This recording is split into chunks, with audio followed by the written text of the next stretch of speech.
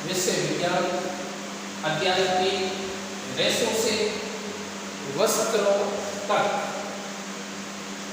जातों रेशे, ऊन और रेशम, भेड़ बकरी या कुछ रेशे फाइबरों के बारे में आपने पिछली कक्षा में पढ़ा होगा। रेशम के रेशे जंतुओं से प्राप्त होते हैं। जंतुओं से प्राप्त किए जाने वाले रेशे को जातों रेशे कहते हैं। ऊन के रेशे फाइबर भेड़ अथवा याक के बालों से प्राप्त किए जाते हैं। रेशम के फाइबर रेशम कीट के कोकून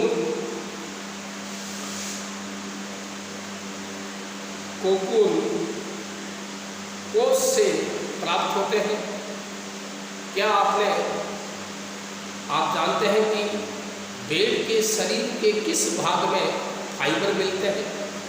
क्या आप जानते हैं कि इन रेशों को ऊन में कैसे परिवर्तन किया जाता है?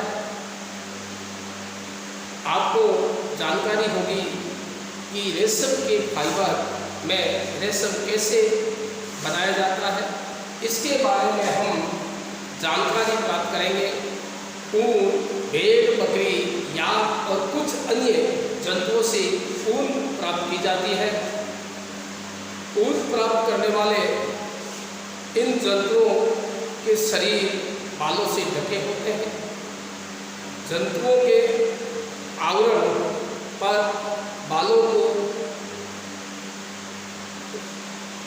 बालों के बीच अधिक मात्रा में आयु आसानी से बढ़ जाती है। वायु ऊष्मा को कुचालक है, जैसा कि आप पढ़ चुके हैं। बाल इन जंतुओं को गर्म रखते हैं। उन पर रोएदार रेशों से प्राप्त की जाती है। जैसे आपने देखा होगा कि हमारी ही तरह भेड़ को रोएदार त्वचा पर 2 प्रकार के रेशे होते हैं। दाढ़ी के रूखे बाल और त्वचा के निकट उपस्थित तंदूर रूपी मुलायम बाल। तंदूर रूपी बाल ऊन कार्तिक ऊन बनाने के लिए रेशे प्राप्त करते हैं। भेड़ों की कुछ नस्लों में केवल तंदूर रूपी मुलायम बाल ही होते हैं। इनके जनकों का विशेष रूप में से ऐसी भेड़ों को जन्म देने के लिए चयन किया जाता है। शरीर पर सिर्फ मुलायम बाल हो। तंदूर रूपी मुलायम बालों जैसे विशेष गुण युक्त भेड़ें उत्पन्न करने के लिए जनकों के चयन की प्रक्रिया वर्णात्मक प्रजनन कहलाती है।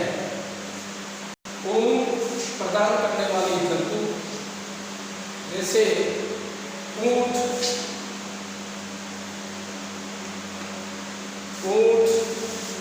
या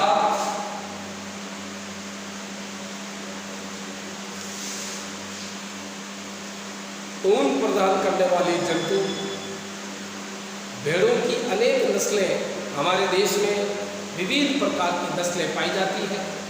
भेड़ों की ऊन का एकमात्र स्रोत नहीं है। फिर भी बाजार में सामान्य रूप से उपलब्ध ऊन भेड़ की ऊनी होती है। याक की ऊन तिब्बत और लद्दाख में प्रचलित है। बकरी के बालों से भी ऊन प्राप्त की जाती है। अंगोरा ऊन को अंगोरा नस्ल की बकरियों से प्राप्त की जाती है। जम्मू और कश्मीर में पहाड़ी क्षेत्रों में पाई जाती है। त्वचा के लिए मुलायम बाल होते हैं। बेहतरीन सालें बनाई जाती है, जिन्हें पश्मीना सालें कहते हैं। और दक्षिणी अमेरिका में पाए जाने वाले लांबा और एल्पेका से भी ऊन प्राप्त की जाती है। और ऊंट के शरीर के बालों का भी उपयोग भी ऊन के रूप में किया जाता है। इन जंतुओं में एकत्रित कीजिए जिसमें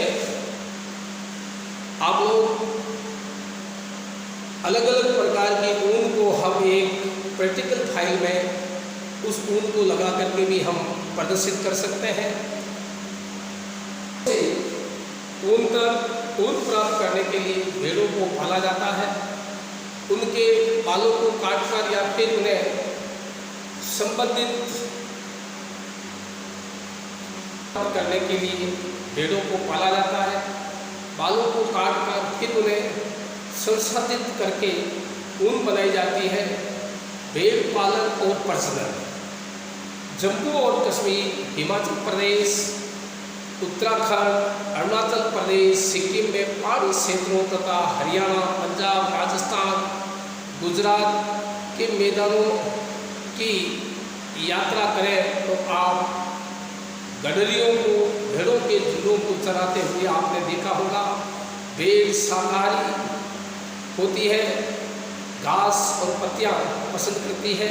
भेड़ पालने वाला हरे चारे को अतिरिक्त दालें, मक्का, जवार, खली, बीज में से तेल निकाल लेने के बाद बचा पदार्थ और खनिज भी खिलाते हैं।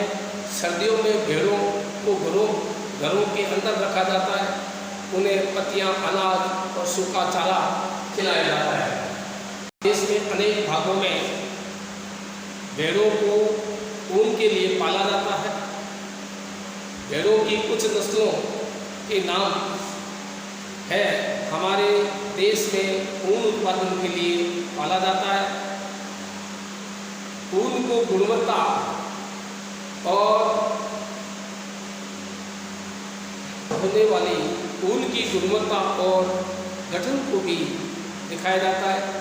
भेड़ की कुछ नस्लों के शरीर पर बालों की घनी परत होती है जिससे बड़ी मात्रा में अच्छी गुणवत्ता की ऊन प्राप्त होती है। जैसा कि पहले बताया गया है कि भेड़ों को वर्णात्मक प्रजनन द्वारा उत्पन्न किया जाता है, जिसमें एक जनक किसी अच्छी नस्ल की भेड़ की होती है। जब पाली गई भेड़ के शरीर पर बालों की घनी वृद्धि हो जाती है तो ऊन प्राप्त करने के लिए उसके बालों को काट दिया जाता है। रेशों को ऊन में संसाधित करना, स्वेटर बुनने तथा शाल बनाने के लिए उपयोग की जाने वाली ऊन एक लंबी प्रक्रिया द्वारा प्राप्त उत्पाद होती है जिसमें निम्नलिखित चरण सम्मिलित है। भेड़ के बालों को त्वचा की पतली परत के साथ शरीर में उतार दिया जाता है। ये प्रक्रिया ऊन की कटाई कहलाती है। भेड़ के बाल उतारने के लिए उसी प्रकार की मशीन का उपयोग किया जाता है जैसे नाई द्वारा बाल काटने के लिए कैंची का उपयोग करता है। उसी प्रकार से भेड़ों के बाल काटने के लिए विशेष प्रकार की कैंची होती है।